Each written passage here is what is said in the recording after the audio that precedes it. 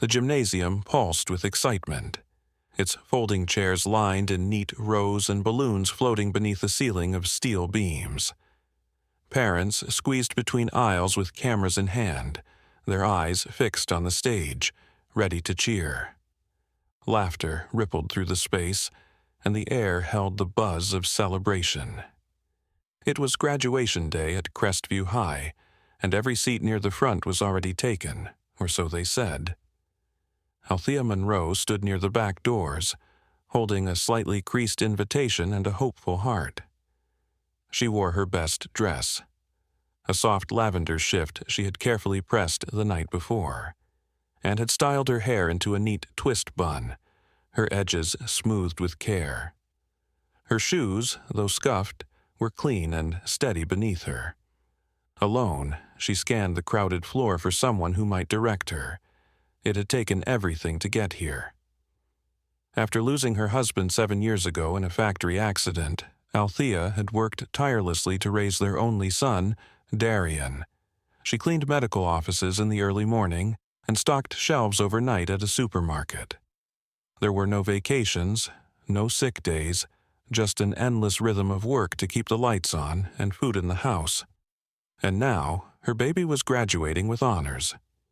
She stepped forward with the invitation, approaching the event volunteers stationed at the rope that separated the front section from general seating. A young woman, barely out of high school herself, looked over the paper with a polite but disinterested glance. "Sorry, ma'am," she said. "VIP seating is reserved for wristband holders only." Althea furrowed her brow. "I'm his mother," she said gently. The girl shook her head and waved toward a narrow aisle in the back.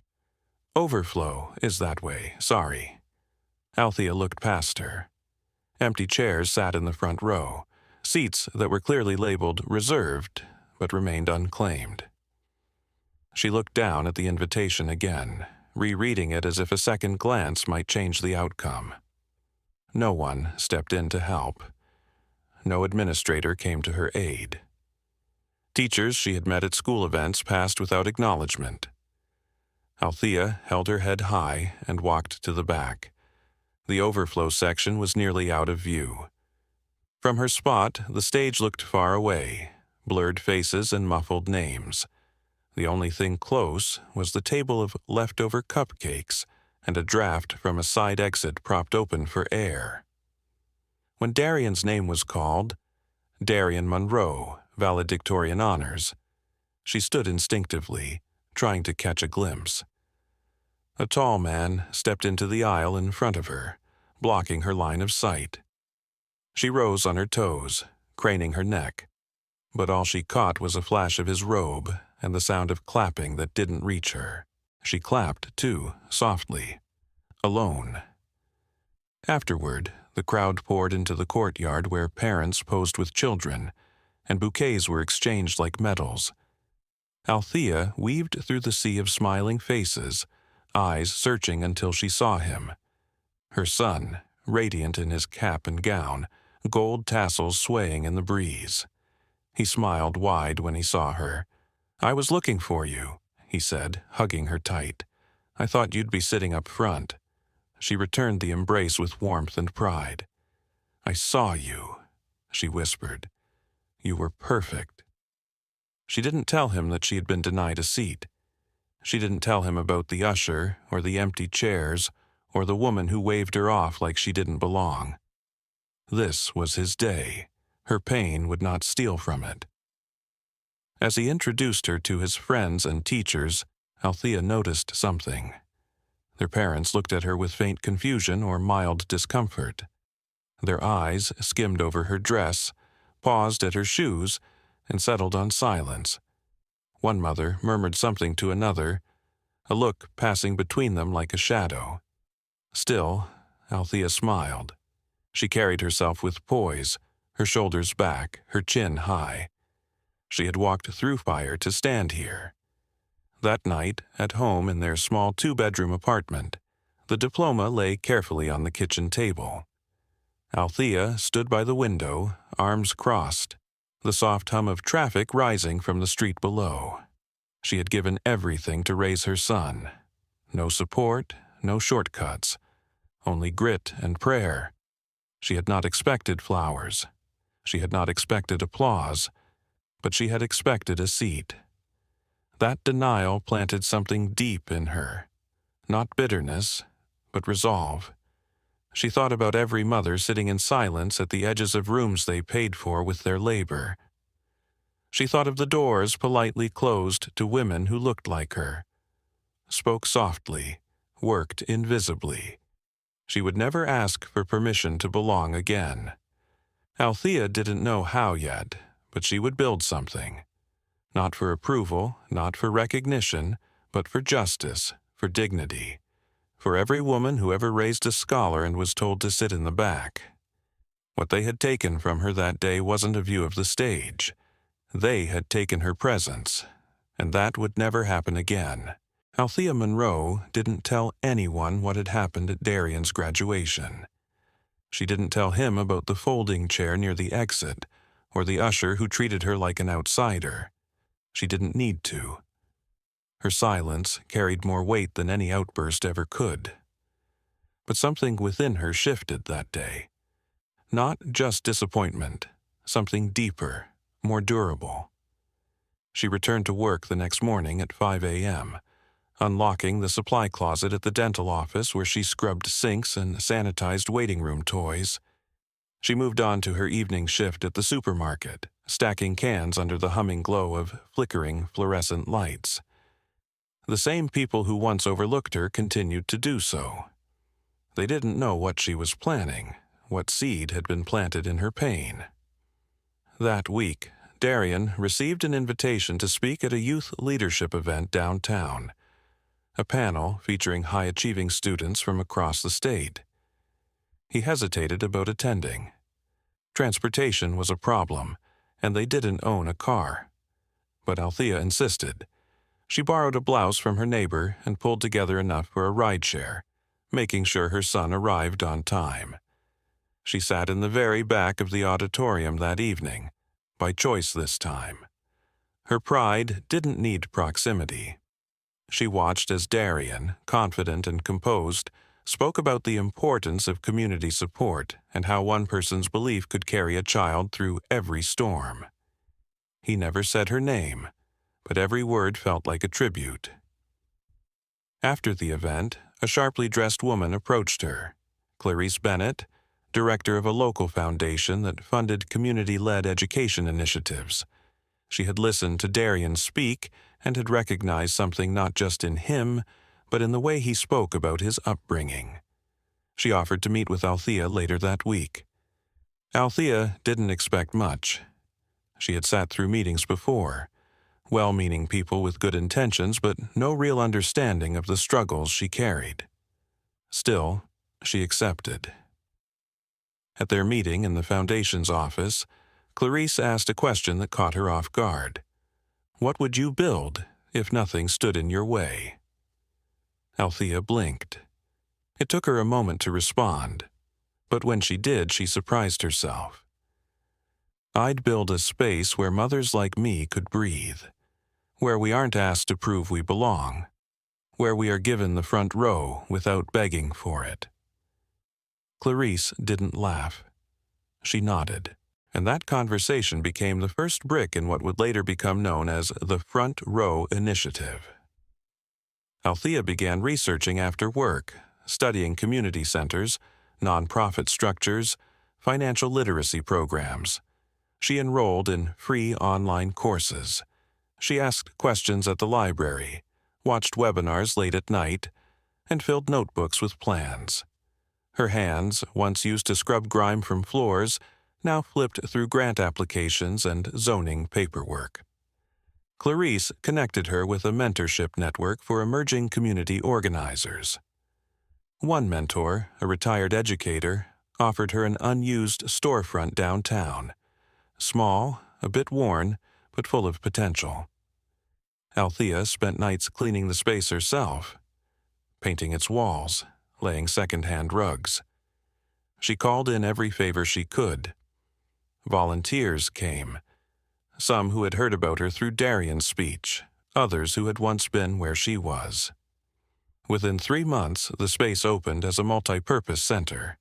Row 1, named in quiet defiance of the place she had once been denied.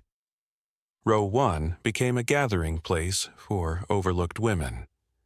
Single mothers, widows, workers who were always praised for resilience but never offered rest. The center hosted workshops on college prep, public speaking, financial literacy, and resume writing. It provided school uniforms for kids and hosted free parent-child dinners once a week. But more than what it offered, Row 1 became powerful because of who stood behind it. Althea didn't advertise herself. She let the work speak. She never mentioned the day she was turned away at the graduation. But the story traveled on its own. One of the event volunteers, perhaps the same young woman who had denied her entry, recognized Althea's face on a community flyer and shared it on social media with a caption that read, "She started in the back row. Now she gives everyone a seat." The post went viral in their county. Local press followed. The story ran in the paper with a photo of Althea and Darian standing together beneath the Row 1 sign, their smiles radiant, their arms linked. Then came a call from the principal of Crestview High School. He congratulated her, praised her work, invited her to speak at the next year's graduation ceremony. As a community leader, a role model, he offered her a front row seat. Althea accepted the invitation, but not the seat. She stood instead at the edge of the stage, watching as another young mother in a plain dress entered the auditorium alone. Althea caught her eye, nodded gently, and motioned to the empty chair beside her. Not in the back, right in the front. She was building a new pattern, one gesture at a time. The following year, graduation came around once more. The same school, the same stage. But this time, everything felt different. Not because the banners were brighter or the speeches more stirring, but because the town had changed. And much of that change had the fingerprints of Althea Monroe on it. Crestview High School buzzed with anticipation. Students in gowns milled about nervously, while parents filled the gymnasium with chatter and laughter. The front row, usually reserved for the most prominent donors and committee members, now bore a new sign: Community Champions. The initiative, quietly recommended by the new board committee, had no sponsors behind it, just stories. Stories like Althea's. She didn't sit in that row. She stood on stage, waiting behind the curtains, clutching her note cards with steady hands. She had accepted the invitation to speak at this year's graduation with grace, but not for attention. She was doing it for every overlooked parent still showing up, still folding shirts in the dark and pouring strength into their children with no recognition. Her speech was brief, composed, and quietly piercing. She didn't mention what happened to her the year before. She didn't call out the policies or the people. Instead, she told the crowd about the power of visibility, how the front row wasn't just about location but about validation, how small acts of welcome change lives, how the truest strength isn't in being given a seat but in giving one. When she finished, there was a pause. And then came the applause. Louder, longer than expected.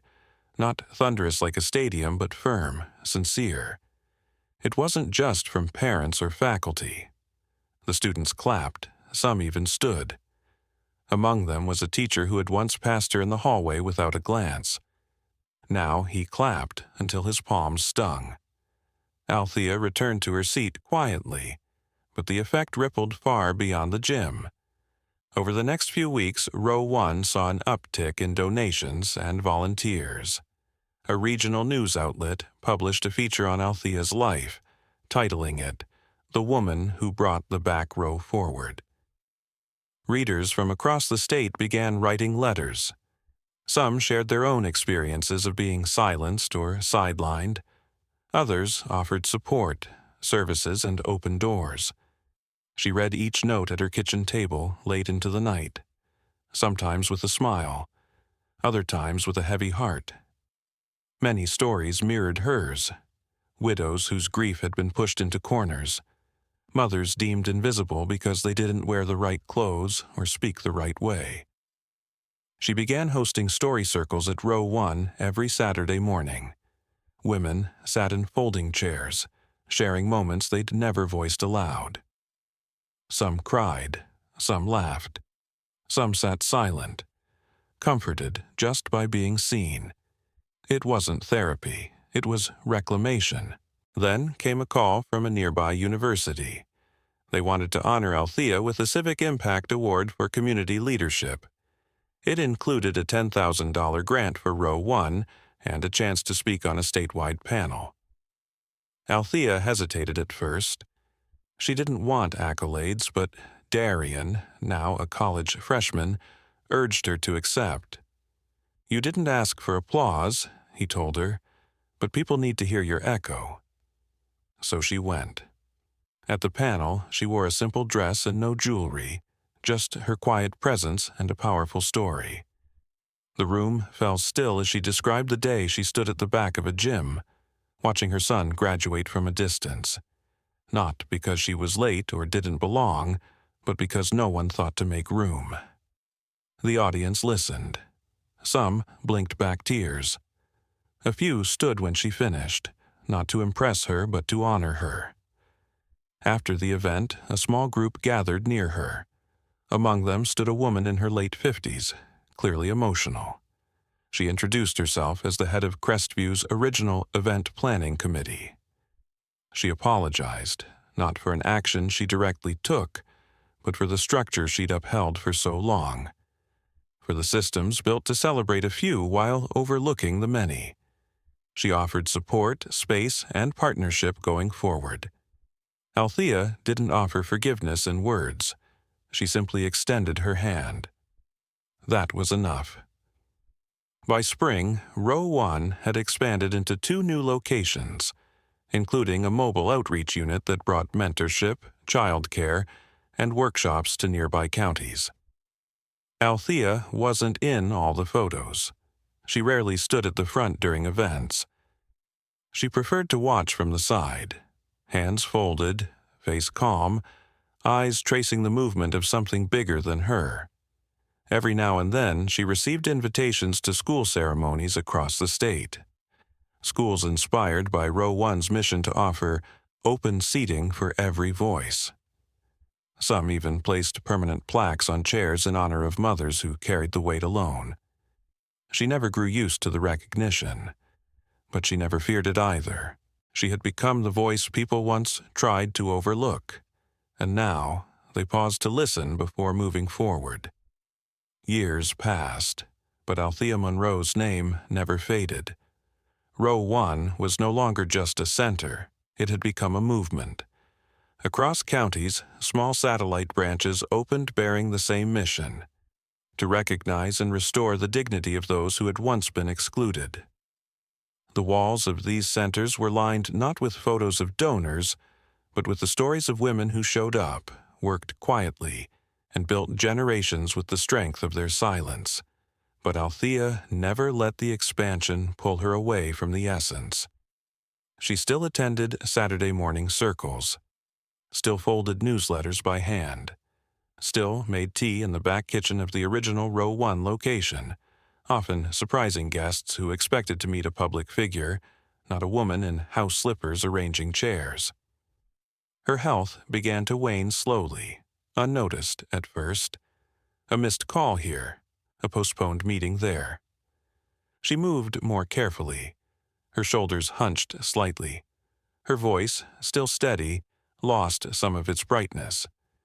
But she never stepped back. Not fully. Darian had grown into a young man who mirrored both his parents. From his father, he inherited quiet resilience. From his mother, unshakable clarity. He graduated college, earned a scholarship for graduate studies in public policy, and spoke often about the legacy of the woman who raised him from corners no one saw. He visited her every weekend, sometimes bringing students who wanted to meet her. Althea would laugh gently, teasing, "I'm no legend," as she served them tea from a dented pot. But to them she was more than a legend. She was a map. One crisp morning in early May, just before the start of another graduation season, Althea didn't show up for her usual morning walk. A staff member at row 1 called her home. No answer. Another walked the few blocks to her apartment, knocked gently, then harder. They found her seated by the window, journal open, reading glasses still resting on her face. The sun had risen behind her. A breeze came through the open curtain. It was peaceful, almost staged by grace itself. The news of her passing spread like a hush that covered the town.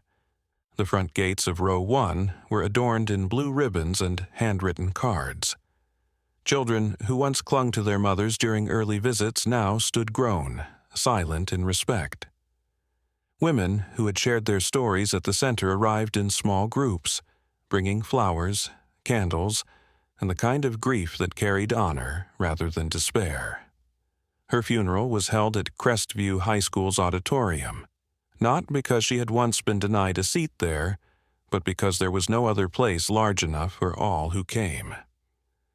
The school had changed by then. The principal who had once offered her a front-row apology now introduced her eulogy. Teachers cried, students sang. On stage sat an empty chair, polished and simple, with a single white rose laid across the seat. They called it the Monroe Chair. And from that day forward, it was kept on stage at every graduation. Not to remind people of shame, but of redemption, of how a single act of exclusion birthed an entire framework of inclusion, of how dignity is not something given by invitation. It is something that walks in, takes its place, and leaves the door open behind it. Darian spoke briefly at the service. He didn't mention her struggles. He didn't list her awards. He spoke of the quiet mornings when she packed his lunch with torn hands, the nights she waited up with tired eyes just to hear how his day had gone, the way she stood in the back and clapped harder than anyone when she couldn't be seen. She didn't need the front row to matter, he said, but she gave it to everyone else. After her burial, row 1 leadership renamed the original center, the Althea Monroe Hall for Voices Unheard. They built a small garden outside with benches and wildflowers. In the center stood a bronze statue, not of Althea standing tall or holding a speech. It showed her seated, legs crossed, hands in her lap, with an empty chair beside her. The plaque read, "This seat is for whoever was told to stand in the back." Visitors came often. Some sat in the open chair, some cried, some left notes tucked beneath the flowers. Others simply paused and breathed. Althea's legacy didn't live in buildings or awards. It lived in the way doors opened wider, in how schools began to ask not just who was in the room, but who had been kept out, in how policy shifted to welcome voices long unheard. Most of all, her legacy lived in Darian, in every speech he gave, in every policy he wrote, in every seat he pulled out for someone behind him. And every year, when Crestview held its graduation, the principal would pause after reading the final name. He'd nod to the front row, to the Monroe Chair, and say, "This is for the one who once sat in the back, so no one else ever has to." Althea Monroe never asked for applause. But in the silence she left behind, the whole world stood,